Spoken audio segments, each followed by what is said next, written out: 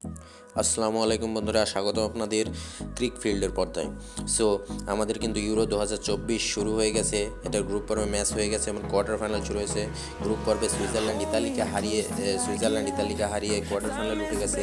England স্লোভাকিয়াকে হারিয়ে 2-1 গোলে quarter final উঠে গেছে, এবং রোমানিয়াকে নেদারল্যান্ড হারিয়ে কোয়ার্টার ফাইনালে উঠে গেছে, এবং অস্ট্রিয়াকে তুরস্ক হারিয়ে কোয়ার্টার ফাইনালে উঠে গেছে, এবং জার্মানি ডেনমার্ককে 2-0 গোলে উড়িয়ে দিয়ে কোয়ার্টার ফাইনাল নিশ্চিত করেছে, এবং স্পেন জর্জিয়া 4-1 গোলে কোয়ার্টার ফাইনাল নির্ধারণ হয়েছে।